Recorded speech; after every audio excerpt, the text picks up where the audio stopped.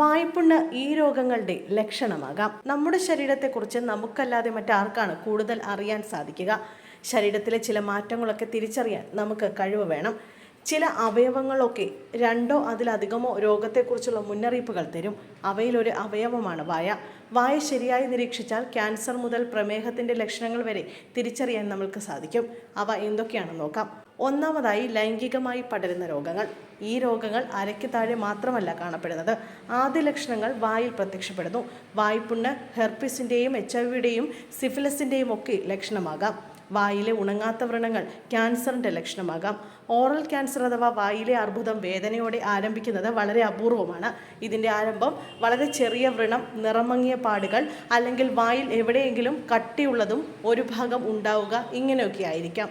പുകയില, വെറ്റില, മദ്യം എന്നിവയുടെ ഉപയോഗം വ്യാപകമായി നിലനിൽക്കുന്ന ഇന്ത്യയിൽ ഈ ലക്ഷണങ്ങൾക്ക് പ്രാധാന്യമുണ്ട്. ഇവയുടെ നേരത്തെയുള്ള കണ്ടെത്തൽ ജീവൻ രക്ഷിക്കാൻ സഹായിക്കുന്നു. അതുപോലെ വയറിലെയും കുടലിലെയും രോഗങ്ങൾ വായിലൂടെ നമുക്ക് കണ്ടെത്താം. ക്രോൺസ് രോഗം, ഗ്യാസ്ട്രോ ഈസോഫഗൽ റിഫ്ലക്സ്, സൂക്ഷ്മ പോഷകങ്ങളിലെ അഭാവം എന്നിവയുടെ ഒക്കെ ലക്ഷണങ്ങൾ ആദ്യം കാണുന്നത് വായിലായിരിക്കും. ചുണ്ടിൻ്റെ കോണിലുള്ള വിണ്ടുകീറൽ, ആവർത്തിച്ചു വരുന്ന വായ്പുണ്ണ്, ആസിഡ് മൂലം ഇനാമലിൽ വരുന്ന ദ്രവിക്കൽ എന്നിവയെല്ലാം ഗ്യാസ്ട്രോ പ്രശ്നങ്ങൾ മൂലമാകാം. ഈ ലക്ഷണങ്ങളൊക്കെ നേരത്തെ കണ്ടെത്തുന്നത് പല സങ്കീർണതകളും ഒഴിവാക്കും. ഓട്ടോ ഇമ്മ്യൂണിറ്റി രോഗങ്ങൾ ആദ്യം പ്രത്യക്ഷപ്പെടുന്നത് മോണയിലാണ്. വായ, പ്രത്യേകിച്ച് മോണകളും കവിളിൻ്റെ ഉൾഭാഗവും ഓട്ടോ ഇമ്മ്യൂൺ രോഗങ്ങളുടെ ആദ്യം പ്രത്യക്ഷപ്പെടുന്ന ഇടങ്ങളാണ്. ഫെങ്കിസ് വൾഗാരിസ്, ലിജൻ പ്ലാന്റ്സ് തുടങ്ങി ഓട്ടോ ഇമ്മ്യൂൺ രോഗങ്ങളും വായിൽ തൊലി പോവുക, കുമിളകൾ വരിക, വെളുത്ത കുരുക്കൾ പ്രത്യക്ഷപ്പെടുക തുടങ്ങിയവയ്ക്ക് കാരണമായേക്കാം.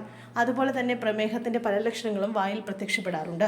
വായിലുണ്ടാകുന്ന പൂപ്പൽ, അനിയന്ത്രിതമായ പ്രമേഹം, മോശം പ്രതിരോധശേഷി, കീമോതെറാപ്പി എന്നിവ മൂലമാകാം. ഇത്തരം ലക്ഷണങ്ങൾ ശ്രദ്ധയിൽപ്പെട്ടാൽ ഉടൻ തന്നെ ചികിത്സ തേടേണ്ടതാണ്.